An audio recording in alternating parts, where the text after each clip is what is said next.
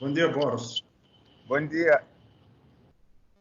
Boris, normalmente a gente entra, faz estes vídeos no final da semana, mas ontem houve novos desenvolvimentos e eu gostaria que tu tentasse nos explicar o que é que aconteceu ontem, o que é que Jean Bostani falou e como é que ele disse, por que é que ele decidiu falar, porque estávamos quase todos convencidos que Jean Bostani iria manter-se calado durante todo o julgamento.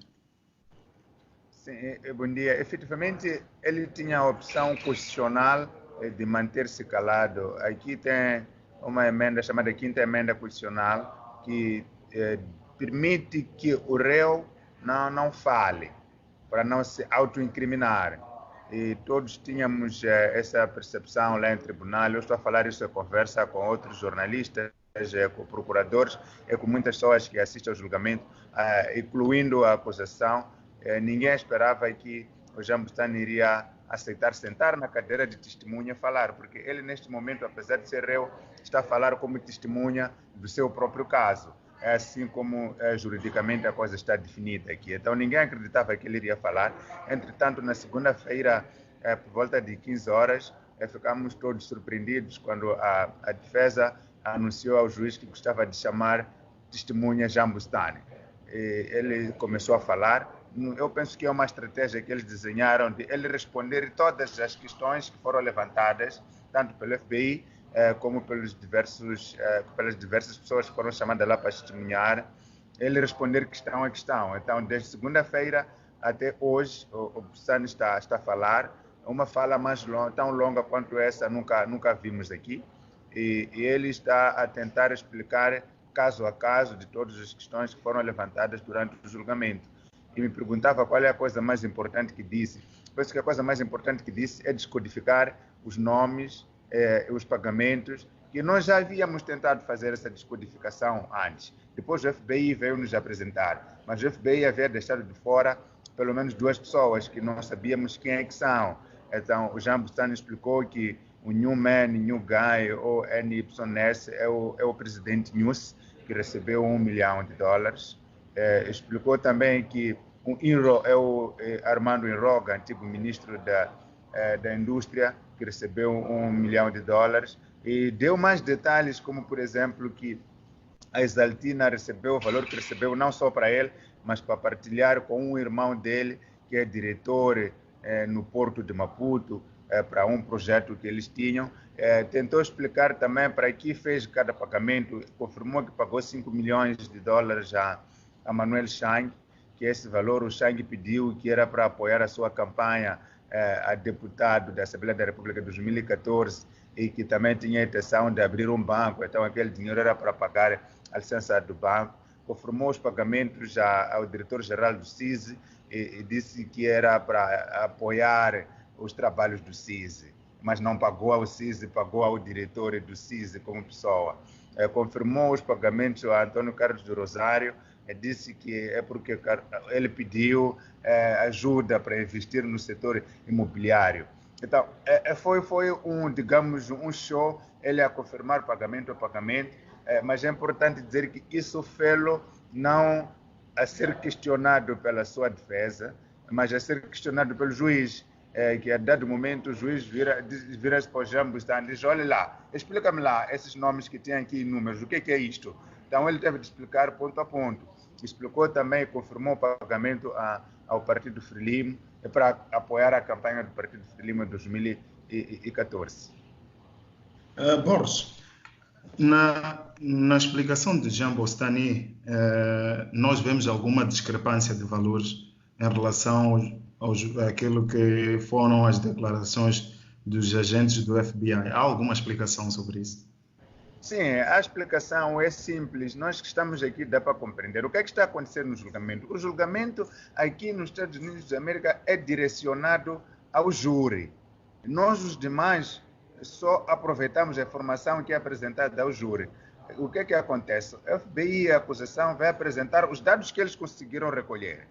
e apresentam uma amostra. Como pode imaginar, os e-mails que foram apresentados aqui não são todos, é só uma amostra dos e-mails que foram trocados. E os pagamentos que o FBI apresentou é só uma amostra. Por exemplo, os borderos de transferência que apresentou é só uma amostra para confirmar a acusação, para provar a sua tese de que houve pagamentos. Ou seja, diz, o Jean Bustani fez pagamento ao Partido Frelimo. Está aqui uma amostra de um dos pagamentos, mas não quer dizer que é a totalidade.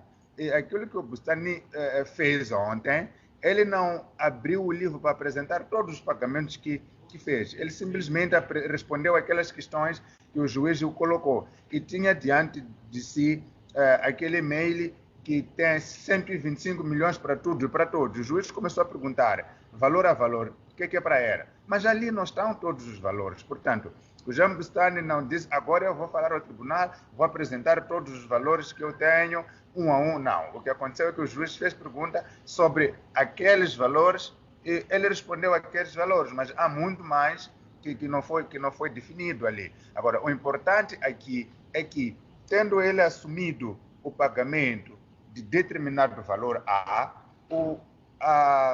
o júri, os membros do júri vão dizer, bom, se ele pagou, vamos lá, 1 milhão ao presidente Nussi, e o FBI acusa ter pago 2, então o júri vai fazer o seu julgamento.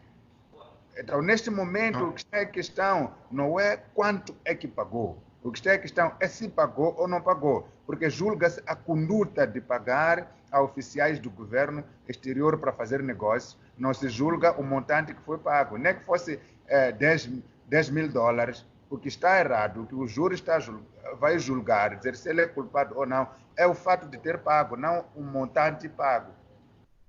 Borges, para terminar, hoje é o penúltimo dia e amanhã termina. O que é que podemos ainda esperar?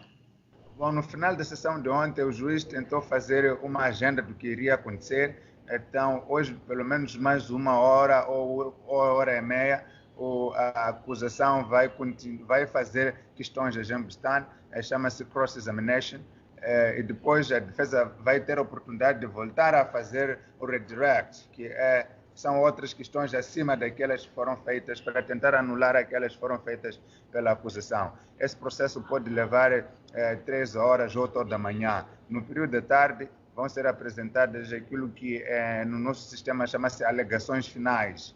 A defesa vai apresentar as suas alegações para dizer que certamente acha que o Jean Bustani deve ir livre, e a acusação vai apresentar as suas alegações para dizer que o Jean Bustani deve ser detido. Cada um vai dar os argumentos por que tem essa tese.